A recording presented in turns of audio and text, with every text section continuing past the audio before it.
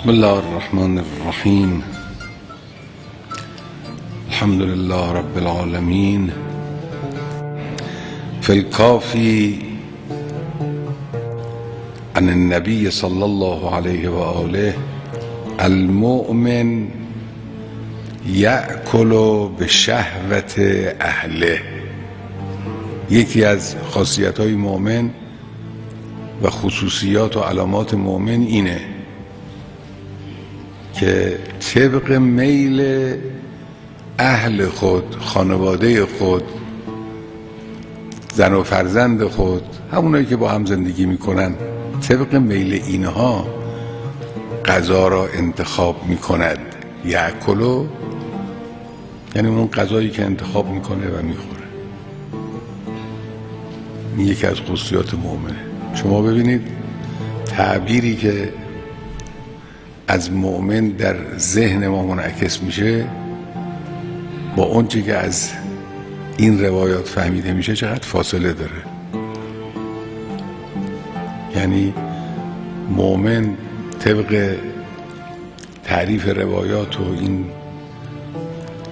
معنایی و تصویری که روایات از مؤمن میکنن همه جهات درش جمعه، از ایمان قلبی و سلوک عملی و خصوصیات اخلاقی و معاشرت و رفتار و آداب و ادب و همه اینا. مؤمن یعنی این. نه اینکه حالا صرفا کسی ایمان قرص و محکم خوبی داره، نماز و روزه خوبی هم میخونه، اما بد اخلاق. گاهی بعض اوقات به ظاهر مؤمنن اما خلقیاتشون، رفتارشون به قدری فاصله داره با تعریفی که ایمان در روایات و در منابع اهل بیت داره که انسان واقعا شک میکنه که اصلا میشه اسم مؤمن رو گذاشت یا نه. حالا این یکیشه.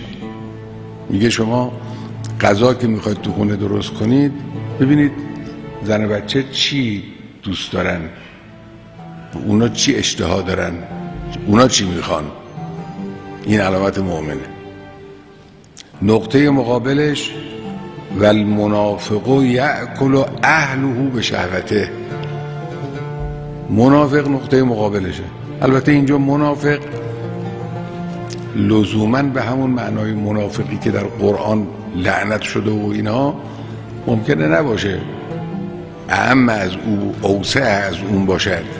مراد اون کسیست که ادعای دین و ظواهر دین و اینها رو داره، منتها اون اعماق کار او منطبق نیست با دین.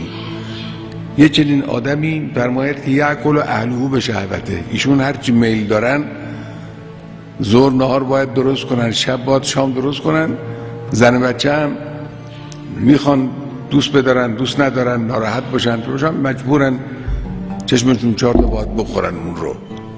این منافقه، این مؤمن نیست. حالا این مؤمنی که اینجا گفته حتما مرد خانه رو نمیگه ها. البته مرد خانه یک مصداق بارزشه. در امور دیگه هم همینطور. فرض کن مسافرتی میخوایم بریم، این مسافرت با خانواده میخوایم راه بیافتیم، مثلا فرض کنیم شما بگو الا ولا بد باید بریم فلان جا و فلان روز و این چند روز هم بمانیم. حالا زن و بچه میگن حالا یه 2 روز عقب بندازید، 2 روز جلو بندازید. قبول نیست. یه روز بیشتر بمونیم، یه روز زودتر حرکت کنیم برگردیم.